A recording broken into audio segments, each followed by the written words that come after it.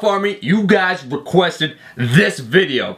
After I put up a basic chest anatomy and biomechanics video, you guys were asking me to list specific exercises for each area. So for the upper chest, middle chest, and lower chest. Today I'm going to give once again a great basic outline how to effectively target each area. The problem with most people when it comes to chest development is a lack of upper chest.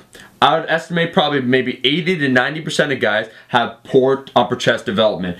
And this can be compounded. A smaller percentage of people will also have poor lower chest development. You got to make sure when you assess your chest that your lower chest, when you analyze it, you're not just looking at fat, because I'll say that over about 50% of guys, once again, are lacking when it comes to the lower chest. You can have a combination of both. You can really only have, maybe a middle chest, a really bad upper chest, and an inadequate lower chest. Today, I'm going to list, as I said, these exercises, explain them a little bit, how to more effectively target those areas. To get started, the upper chest, the area everyone lacks. Remember, the special function of the upper chest is that flexion, right? The raising up of the shoulder. The anterior deltoid also assists, but we're focusing on the chest. So in order to effectively target it, the exercises I personally like, the shallow incline bench, which I have a video on. The shallow incline will put a greater emphasis on the upper chest versus the deltoid. This is one of my top picks. When it comes to doing a fly, I'm going to list the basic movements. So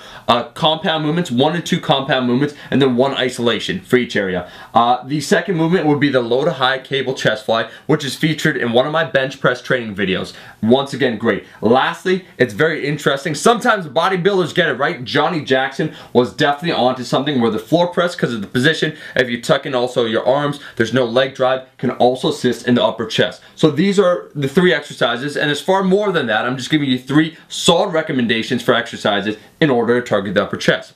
The middle chest, no one really has a problem targeting, which is why when I listed this, I listed the most basic exercises. If you do a bench press, a flat dumbbell press, and just chest flies, you will always target the middle chest first. No one has a problem developing the middle chest. So that's the standard exercise. A lot of times, however, people will just stick to maybe this row right here, which is why the middle chest will be the only developed area. So most guys have this covered. Let's move on to the lower chest. The lower chest, hair extension, is the unique property about the lower chest is extension of the shoulder. So if the upper chest is responsible partially for flexion, then the lower chest is partially responsible for extension. If we look at the angle right here, that's the flat bench. The decline bench is down like so, extension of the shoulder. If we look at what I recommend then, for the lower chest, we got 2 decline exercises. First, the decline bench. As I just said, it's a shorter range of motion. It's more tricep and lower chest dominant. Great choice. The second one, dips. It's absolutely true.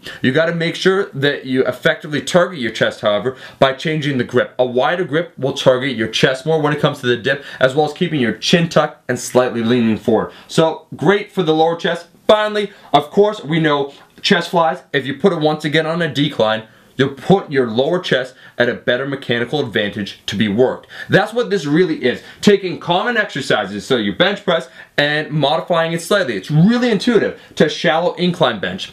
The magic about all this, guys, is in determining your exercise order.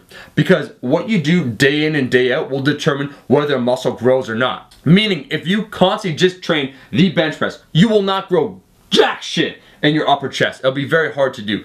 If, on the other hand, you start prioritizing your upper chest, as I did over the last 16 weeks, making sure I had all 3 of these movements in my exercise routine, then your upper chest will start to grow over time. And what I'm going to do for you guys, because this is a great basic chest 101, different exercises, you can apply this immediately, but what I'm going to do for you guys over the next several weeks is develop multiple chest training videos. The first one is going to be one targeting the upper chest in particular. That's the problem area most guys have. The second video will be a chest routine, giving a greater emphasis on the lower chest. And then finally, a third one will be a hybrid between those two. So someone that has, once again, poor upper and lower chest development.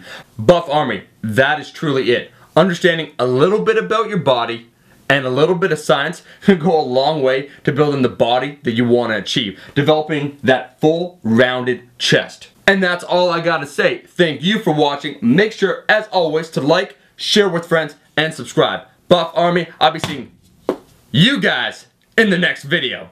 I think I just broke that.